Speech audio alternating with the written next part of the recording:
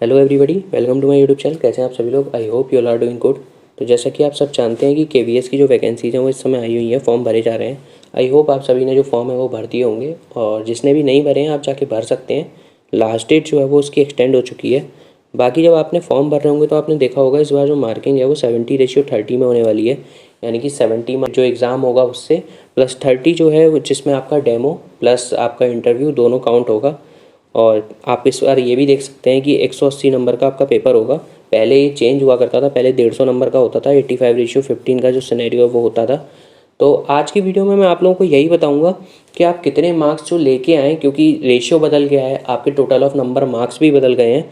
तो कितने मार्क्स आप लेके आएँ जिसमें आप जो है एक कट ऑफ को क्लियर कर लें। क्योंकि लास्ट ईयर आप जानते हैं 69 नंबर पीआरटी की कट ऑफ गई थी, लेकिन वो 69 नंबर तब गई थी जब वो पहले का सिनेरियो था, यानी कि 85:15 जब रेशियो लगता था और 150 मार्क्स का पेपर होता था तब 69 मार्क्स आए थे। तो हम किस तरीके से इक्वेट करें, क्योंकि कहीं ना कहीं आप ये मान के चलिए 69 पहले आए थे तो या तो उससे 5-7 नंबर पहले या फिर 5-7 नंबर बाद, यानी कि 65 से लेके 75 तक के समथिंग आपकी जो है कट ऑफ आप मान के चलिए। क्योंकि एक एवरेज आपके दिमाग में सेट होना चाहिए कि इतने मार्क्स हम लेके आएँ। तो वो कितने मार्क्स आप जो है स्कोर करें, क्योंकि लोग ये सोचते हैं कि 70 रेशियो जब काउंट हो रहा है तो इसका मतलब ये हो गया कि अगर आप 100 मार्क्स लाए तो उसका 70 रेशियो जो है आपके 70 मार्क्स पर। ऐसा नहीं है, आपको जो है इसमें कुछ और है, इसकी कैलकुलेशन इस तरीके से नहीं होगी। तो वही सारी चीज़ें मैं इस वीडियो में जो है आपको बताने वाला हूँ कि आप कितने मार्क्स सिक्योर करें। साथ ही साथ उन क्लर्क के लिए भी जो जेएसडी के लिए, यानी कि केवीएस में जो क्लर्क के फॉर्म आए हैं उसमें 70:30 का कॉन्सेप्ट जो है वो एप्लीकेबल होगा या नहीं होगा, और अगर होगा तो वो कैसे लगेगा और नहीं होगा। क्योंकि इसमें आप देख रहे हैं जो केवीएस की क्लर्क की वैकेंसी है उसमें आपका इंटरव्यू जो है वो नहीं है, तो वहाँ 70:30 का कॉन्सेप्ट लगेगा या नहीं लगेगा। तो जो नहीं भी भर रहे हैं फॉर्म एक बार वो भी देख लीजिएगा, क्योंकि इसमें यह है कि अगर आप लोग नहीं भर रहे हैं तो शायद आप एप्लीकेबल हो, क्योंकि इसमें इंटरव्यू भी नहीं है और 180 का पेपर भी नहीं होगा। यहाँ पे आपका 120 नंबर का पेपर होने वाला है, तो आप वो भी देख सकते हैं। तो चलिए शुरू करते हैं। अगर आप लोगों को वीडियो अच्छी लगे तो वीडियो को लाइक कर दीजिएगा, चैनल पे नए हैं तो चैनल को सब्सक्राइब कर दीजिएगा। पहले देख लेते हैं 70:30 का जो कॉन्सेप्ट है वो इस बार किस तरीके से जो है वो कैलकुलेट होगा। आप देख सकते हैं यहाँ पे 70:30, पहले 70 की बात करते हैं कि आपका 70 रेशियो है, तो वो चीज़ आपका है आपके जो आप एग्ज़ाम देंगे उससे। तो फॉर एग्जांपल जब आपको पता है 180 नंबर का आपका यहाँ पे जो है एग्ज़ाम होने वाला है, तो मेरे 180 नंबर में मैं पेपर दे रहा हूँ मान के चलिए आप, तो मैं 180 नंबर में से 130 नंबर लाता हूँ। तो ये 130 नंबर किस तरीके से यहाँ पे कैलकुलेट होंगे, तो जब 130 नंबर मेरे आए, कितने में से आए, 180 में से आते हैं। तो यहाँ पे इसकी 70 रेशियो मैं इस तरीके से निकालूंगा, जो कुछ जाके बैठता है मेरा 50 पॉइंट समथिंग, 50.33। तो इस हिसाब से जो मेरे थ्योरी में मार्क्स कैलकुलेट होंगे वो 50.33 मार्क्स जो है वो कैलकुलेट होंगे। तो यहाँ पे 70 रेशियो का ये मतलब हुआ। साथ में अब 30 की बात कर लेते हैं, 30 रेशियो। तो देखिए इंटरव्यू और डेमो तो आपके हाथ में, कि आपके कमांड आपके सब्जेक्ट में कितनी आपकी अच्छी है, वहाँ पे आप किस तरीके से खुद को रिप्रेजेंट करते हैं, वो चीज़ मैटर करती है जो आपके 30 नंबर का है। फिर भी अगर आप एक ओवरऑल देखा जाए एक एवरेज, तो मैं यहाँ पे 40 मार्क्स मान के चलता हूँ। आपका 60 नंबर का जो है वो इंटरव्यू होने वाला है और प्लस डेमो, यानी कि 30-30, तो ओवरऑल 60 नंबर मान के चलते हैं। तो अगर आप 40 मार्क्स आए हैं आपके 60 में से, और यहाँ पे आपके कितने परसेंट काउंट हो रहा है, 30% काउंट हो रहा है। तो यहाँ पे जो आपका इंटरव्यू से स्कोर निकल के आएगा वो यहाँ पे आपका निकल के आएगा 20 मार्क्स।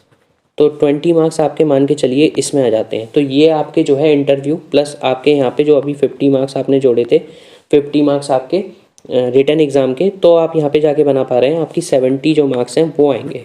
तो आप देख के चलिए, एक चीज़ आपके दिमाग में एक चीज़ क्लियर हो गई होगी कि लास्ट टाइम आपकी जो पीआरटी की कट ऑफ गई थी वो 69 गई थी। अभी मैं आपको कट ऑफ भी दिखाऊंगा यहाँ पे। और अब इस बार अगर आप थ्योरी में 130 नंबर समथिंग लाते हैं तो आप मान के चलिए आपको 125, 120, 125 से प्लस लेके आने हैं। और अगर आप ऊपर जाते हैं तो फिर बहुत ही अच्छी बात है, अगर आपके 150 है, 160 है, लेकिन 120, 125 तो आपका सिक्योर मार्क्स है वो है ही, जिससे आपको जो है कट ऑफ में आप बैठ सकते हैं, आप कट ऑफ में लाई कर सकते हैं। तो यहाँ पे आप अपनी स्क्रीन पर इस समय देख सकते हैं, आपकी स्क्रीन पर आपको कट ऑफ दिख रही होंगी अलग अलग सब्जेक्ट की।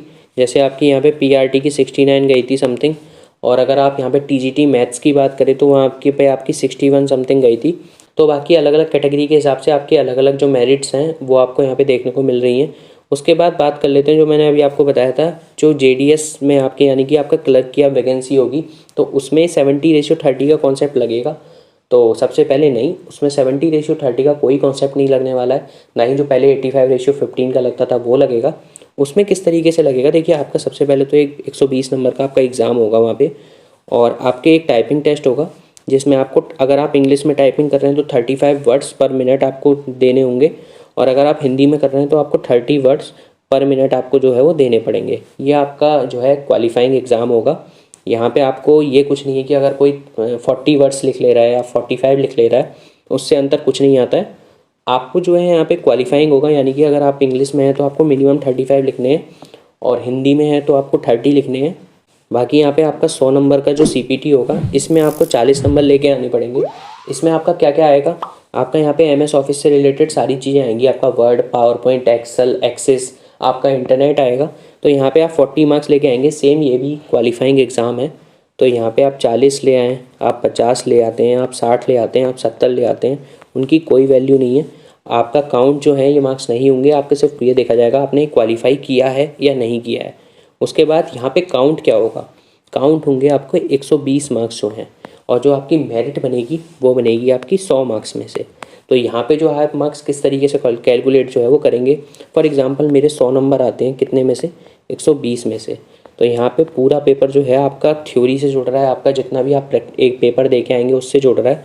तो अगर मैं इसको इक्वेट करूँ तो मेरी 80 समथिंग यहाँ पे जो है वो मार्क्स बन रहे हैं। तो यहाँ पे भी आप समझ गए होंगे, आपका जो है ये क्वालिफाइंग है ये दोनों, और इससे आपके जो है वो मार्क्स जुड़ेंगे। तो अगर आप लोगों ने फॉर्म नहीं भरा है, और अगर आप लोग JDS का फॉर्म भरना चाहते हैं क्लर्क का, तो आप भर सकते हैं। इसकी आपकी 1200 रुपये आपकी फ़ीस होने वाली है। इसमें क्वालिफिकेशन भी आपकी CTET वगैरह नहीं मांगी गई है, और 12th के बाद आप जो है, अगर आप पे 12th है तो आप भर सकते हैं। बाकी आप इन जो आपकी एलिजिबिलिटी है इनसे आपको ये क्लियर करनी पड़ेंगी सारी, और आपका सिलेक्शन जो है वो हो जाएगा। और तो चलिए आज की वीडियो में इतना ही था। अगर आप लोगों को वीडियो अच्छी लगे तो वीडियो को लाइक कर दीजिएगा, चैनल को सब्सक्राइब और अपने फ्रेंड्स के साथ शेयर कर दीजिएगा। मिलते हैं आपसे अगली वीडियो में, तब तक के लिए टेक केयर।